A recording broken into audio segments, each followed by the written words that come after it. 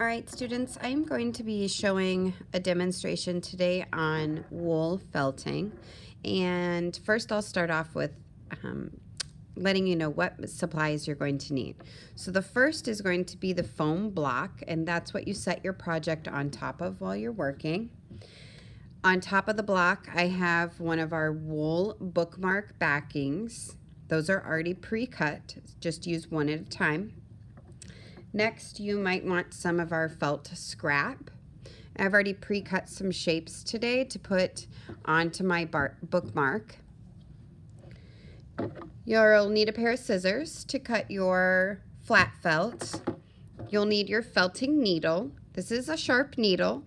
It belongs back inside the envelope when you're finished with it. And then I have it in a plastic case today on your cart. This is really important to keep right in front of you. You can even just stick it in the block so that it doesn't get misplaced today.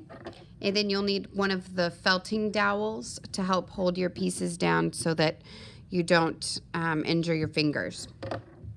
Lastly, you're going to need some of our wool felt or some of our fluff today. And there is a basket nearby of those different colors. So the first thing I'm going to do, and what you would want to do, is to cut any of the flat pieces that you're going to want to felt. So I grabbed from the scraps some gray here to add to my backing. And the way that we get these two pieces of felt to bond together, first put it where you want it. Make sure it's all the way on the block. So I kind of pulled that down a little bit. Then you're going to hold it in place with your wooden dowel, and you'll see why, because felting means that we're bonding the felt together by kind of stabbing those fibers. Then you're going to move down a little.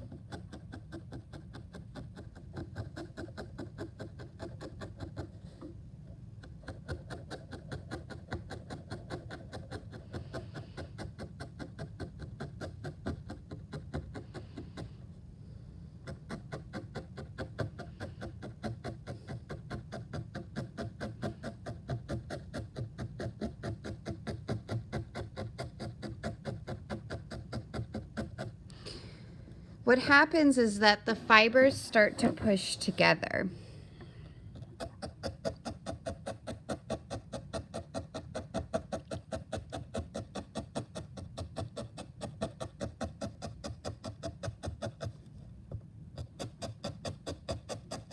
Make sure you get your edges in.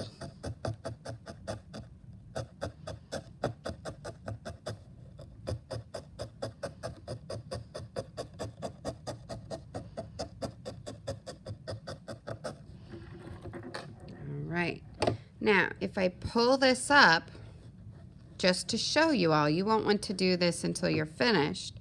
The fibers have been pushed through on the back. So it's almost like we're gluing those two pieces of fabric together. They don't pull apart easily anymore. They've been bonded together. So I'm going to go ahead, and I would want to do all of my flat pieces first. Let me pause and come back when I have those finished. All right, I've got all of my pieces attached on my bookmark, and now I'm ready to start filling in the color. So the way that you do that is by selecting your wool or your fluff pieces. Figure out first where you want them to go and kind of what arrangement. From the wool or the fluff basket, you're going to want to be using small pieces at a time. So you're just going to be pulling off a little bit. There's lots of ways to do this correctly. So the first, I'm going to show you, if I want to make a line, I want to twist my fluff or my wool.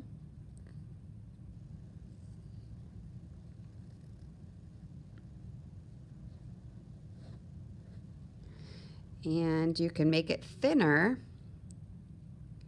by pulling some off.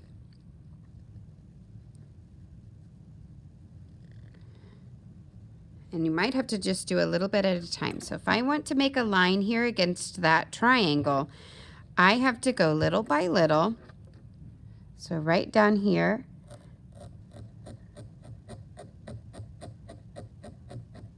I can get that started.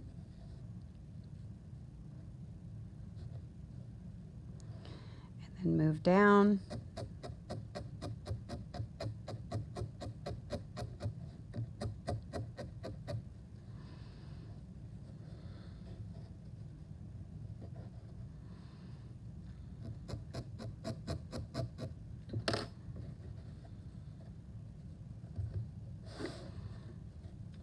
Going to hold it from the other side.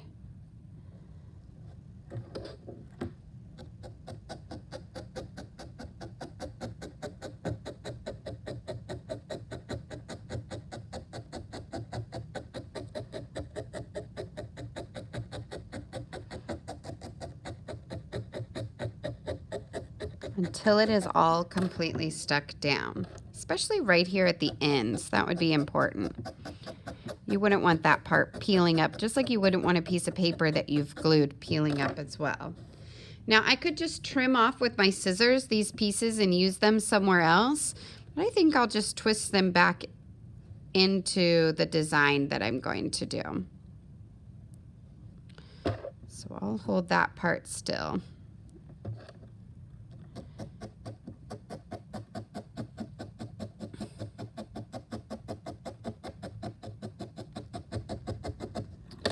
And I'll come do the same thing down here at the bottom. I think I'll just twist it back up into this line that I've drawn with my wool.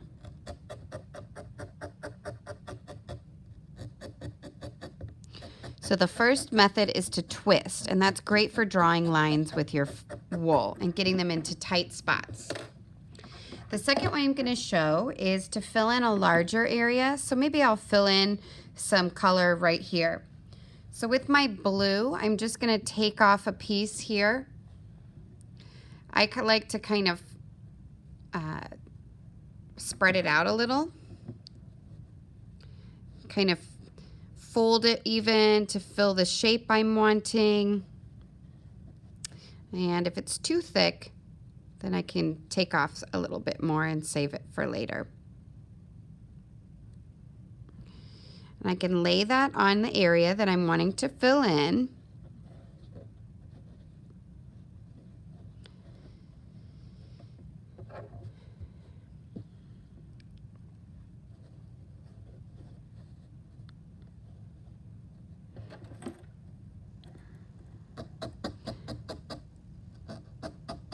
It does shrink down a little bit because we are pushing the fibers through the backing.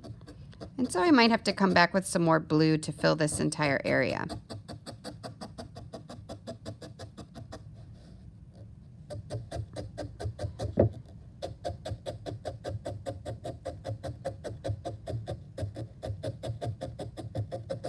If you get little tiny spots that don't get filled the way you want, that's perfect for these extras that you've pulled off and you can kind of twist into the right shape.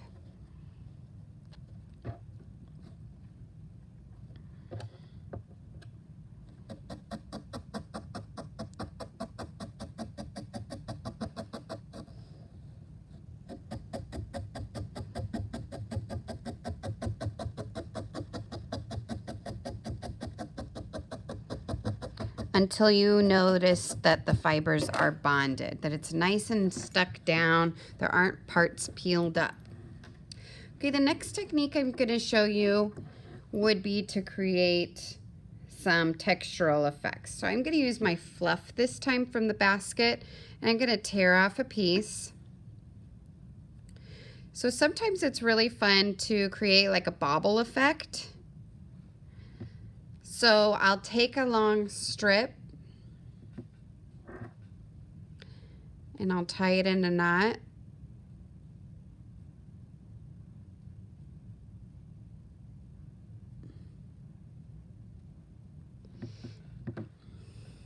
I think I'll start with that over here. And the first thing I'm going to do is get that attached, and then I'm going to start kind of looping the fibers together. So I'm not stabbing the bobble. I want that little knot that I made to stick out on my bookmark.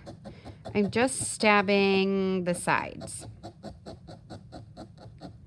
That'll help attach it.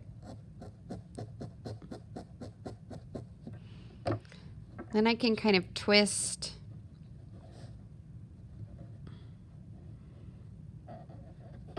and make another loop, like a little bridge.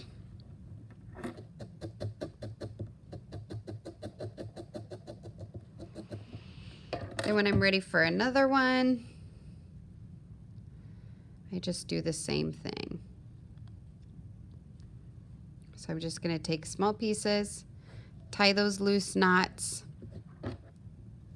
Don't stab your knot. Try to just stab the fibers around the knot so that it holds it in place without smashing it.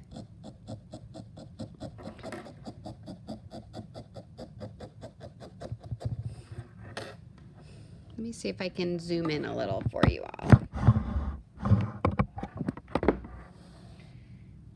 So here,